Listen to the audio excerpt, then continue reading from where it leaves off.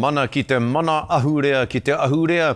Koe rā te kaupapa nui I puta I te kai kapuatanga atu o te kapahaka o Ngāti Whakaue ki Papua New Guinea.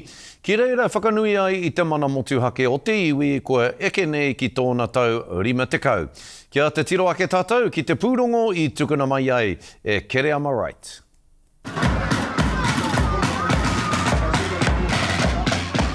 Ka tai mai mātou ki te whakanui te 50 tau o te noho mana motuhake o ngā iwi o Papua New Guinea ki o rātou ake whenua. He tui anō I ngā taurahere tangata.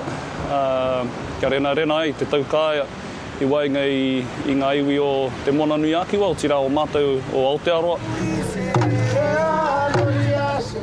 There are a lot of celebrations planned, but City of Port Moresby wanted to kick it off with a celebration that focused on PNG's cultural connections to the Pacific. I roto I o tātou a kōrero tuku iho. He wā tōna I noho mai o tātou tūpuna I konei. Ko te iwi o La Pita tērā. E re taku poi. Māori culture looms large for Papua New Guinea.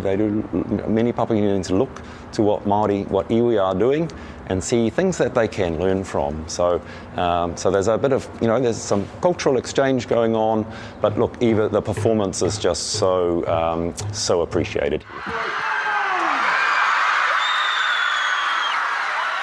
Kia kena whakaaro kaore anō kia tae ki tētahi kura I pērā rawa te huro mai ki ngā mahi kapahaka. Kaore heke te mene I ngā kanohi a tēnā o mātou. Nei tino puāwai te aroha nui ki tō mātou ahurea ki ngā taonga o te kapahaka anō hoki. It's been a long time since we had such a cultural group here.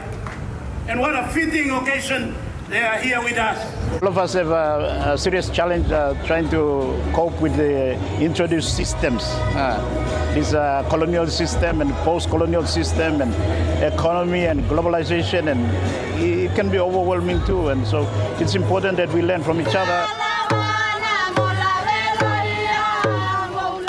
My job as High Commissioner is to find ways to build a relationship between Aotearoa New Zealand and Papua New Guinea. So I look for any way that we can build that. So sure, we work at the political level, we work at the economic level, but I want to see growth in the people-to-people level. There could be more tourism, more cultural exchange. So that's where I see the value of a Ngāti Whakaue visit. And it will be remembered for a long, long time. And even we've been to simpler schools, quite crowded, quite poor primary schools. They will remember that visit for years to come. They really will, and they'll be storing about it for a long time. Oua te aroha.